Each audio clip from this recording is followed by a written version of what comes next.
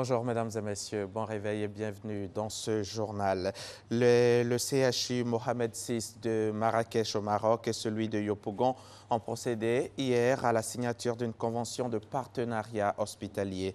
Cette signature qui s'est faite en présence de la ministre de la Santé et de l'Hygiène publique, Raymonde Goudou Kofi, permettra le partage des expériences entre ces deux centres hospitaliers, mais au-delà, le renforcement des capacités du personnel sanitaire en Côte d'Ivoire. C'est à Soro. En marge de la visite de travail et d'amitié du roi du Maroc, Sa Majesté Mohamed VI en Côte d'Ivoire, le CHU Mohamed VI de Marrakech et celui de Yopougon ont procédé à la signature de conventions de partenariat hospitalier.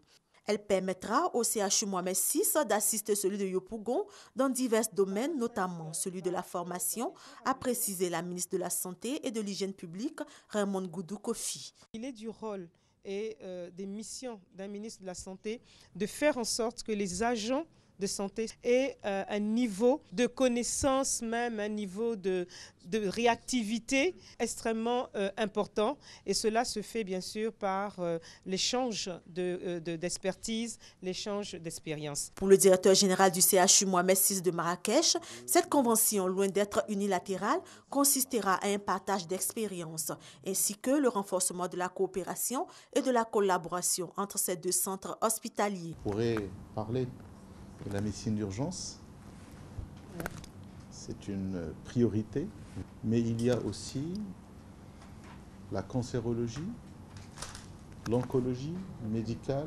adulte et pédiatrique, la greffe et transplantation de tissus et d'organes.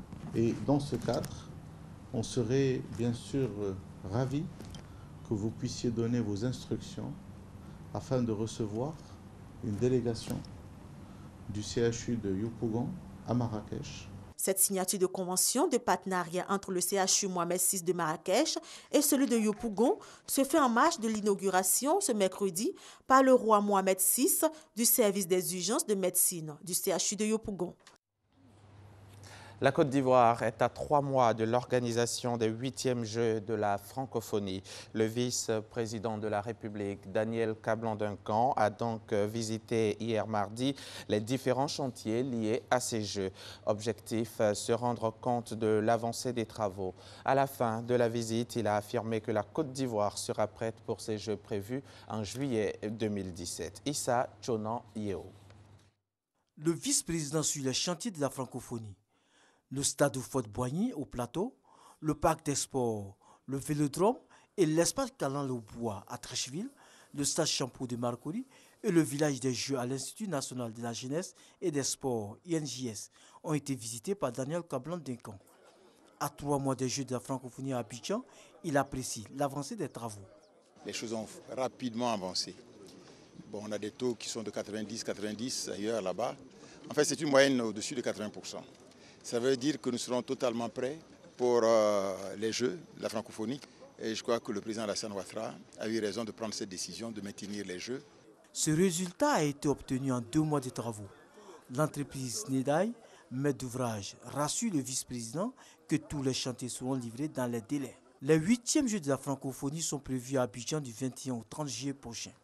Ces Jeux vont mobiliser 4000 athlètes, artistes et accompagnateurs issus de 80 pays francophones et plus de 500 millions de téléspectateurs à travers le monde. Aujourd'hui, c'est le mercredi des cendres et le début du carême où les chrétiens sont invités à manger maigre.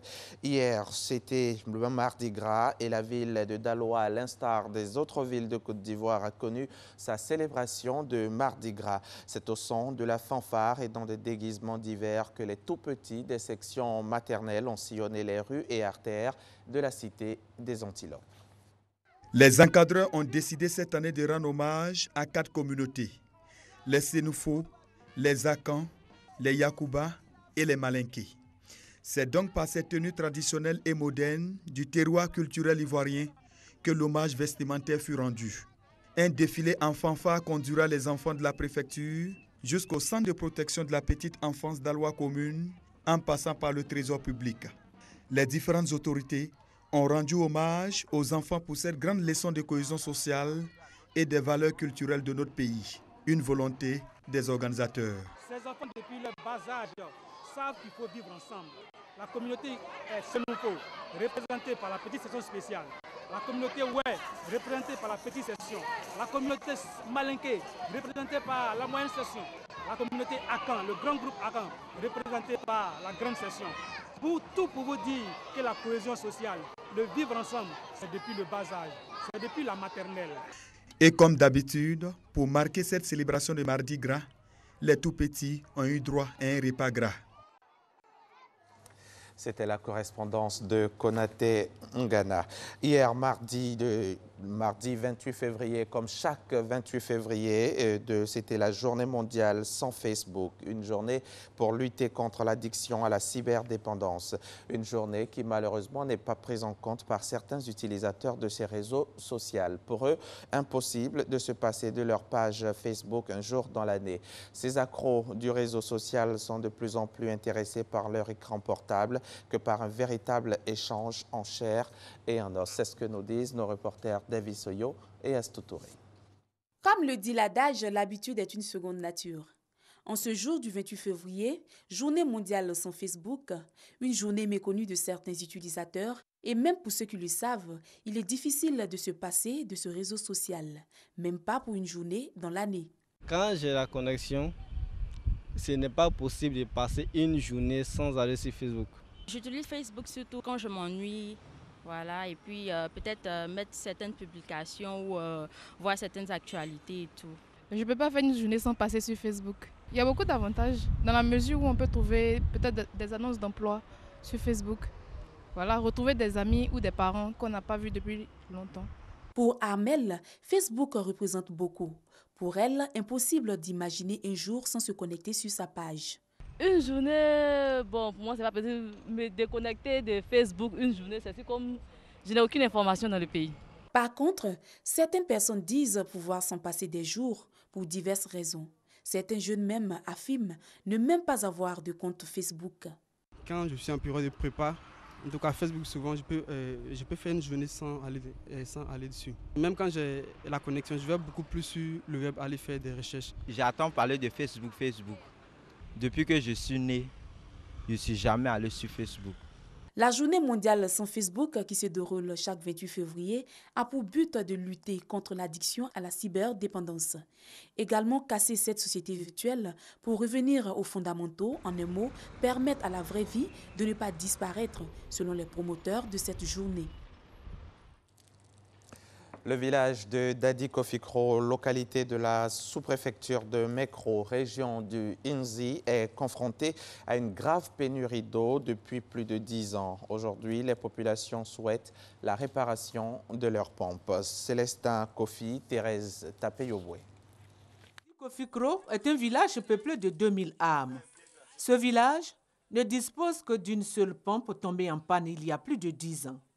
Selon le chef de ce village, Narcisse Adikofi, et la présidente des femmes, de nombreuses démarches ont été effectuées auprès des autorités compétentes pour la réparation de la pompe, mais en vain. Pour satisfaire leurs besoins en eau, les femmes ont creusé des puits dans un bas-fond non loin du village. Mais avec la longue sécheresse que connaît la région, tous ces puits sont à sec. En tout cas, notre souhait, c'est d'avoir encore 3 autres pompes en attendant le HVA. Nous souhaitons encore 3 pompes pour subvenir aux besoins de la population. Pour avoir un peu d'eau, les femmes sont obligées de veiller. La quête de l'eau provoque également de nombreuses querelles entre elles, qui reviennent très souvent, les cuvettes vides. L'eau que consomme actuellement la population est de mauvaise qualité et peut être source de maladies. Pour cela, les populations d'Adi Kofikro souhaitent la réparation de leurs pompes et la réalisation de 2 autres afin que Adi Kofikro ait en permanence de l'eau potable. L'actualité internationale, en bref, en RDC, c'est un nouveau rapport accablant pour les forces de l'ordre congolaises qui vient de paraître. Dans un document rendu public ce 1er mars, le Bureau conjoint des Nations Unies aux droits de l'homme revient sur les 2 semaines qui ont marqué la fin constitutionnelle du mandat du président Joseph Kabila autour du 19 décembre et accuse l'armée d'avoir délibérément tué des civils, ce que Kinshasa conteste.